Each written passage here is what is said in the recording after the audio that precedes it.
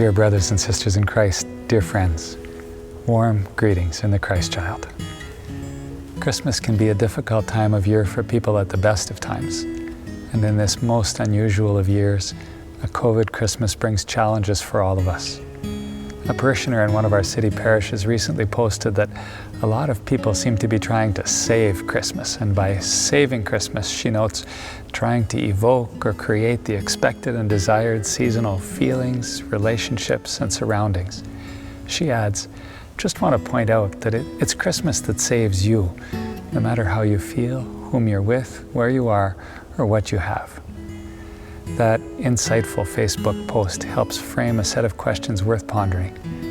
In what is for many the most difficult and lonely Christmas in living memory, how do we find our way to the joy and hope that the season brings?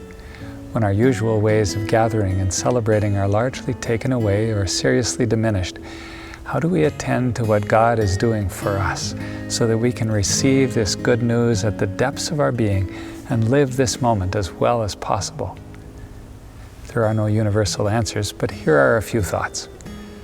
What the deepest theology reflects upon and what the simplest carols proclaim is this: God comes to us as and where we are. We tend to think of the Christian life as a long walk towards God, but the real story that our faith relates is that on this road of human history, God comes to find and meet us. God comes to us in many ways, but in the Incarnation, does so by embracing the human condition and this earthly life in the most tender, vulnerable, and intimate way imaginable. Last week, someone sent me a quote from St. Augustine's Confessions, where he writes, "Human beings go abroad to admire the heights of mountains, the mighty waves of the seas, the broad tide of rivers, the vast compass of the oceans, the circular motions of the stars, and yet they pass over the mystery of themselves without a thought. What was true 1600 years ago is true today." The Incarnation points us back to our most fundamental human experience because it tells us that God meets us precisely there.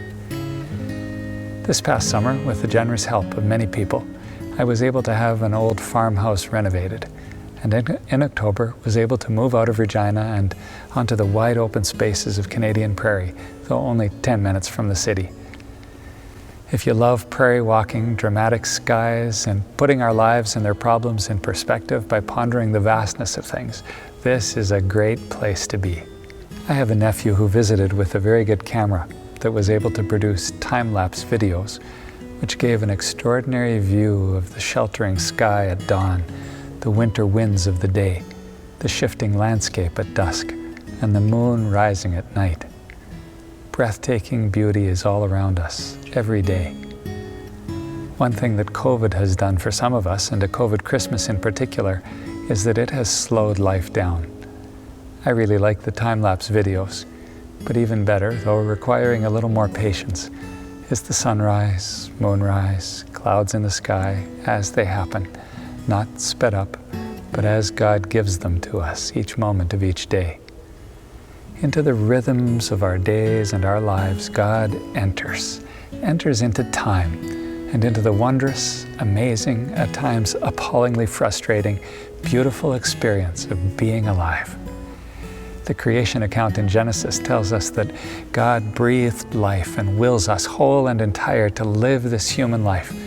And Jesus' birth tells us more. At the Second Vatican Council, the Church put it this way: by His incarnation, the Son of God has united Himself in some fashion with every person. He worked with human hands, thought with a human mind, acted by human choice, and loved with a human heart. We struggle in so many ways with being human. But as we ponder the angel Gabriel coming to Mary and telling her of God's extraordinary plan, as we kneel before a creche and look at the Christ child wrapped in swaddling cloths, as we sing our most beloved Christmas carols, even if only to ourselves, let us remember this human condition that we experience in all its complexity and brokenness is dearly loved by God. And we ourselves, in all the chaos and contradictions of our lives, are loved by a boundless love, a relentless and transforming mercy, a redeeming love. See it while standing beneath the sheltering sky and in the face of the baby Jesus, and in the face of each human being in our lives. Friends, whatever discouragement you carry within you this Christmas, whatever darkness has beset the lives of your family or loved ones, take courage. God's plan is bigger and more wondrous than all the obstacles we face today. The Word has taken flesh. Christ is born. Rejoice and find rest for your souls there. Merry Christmas and Happy New Year.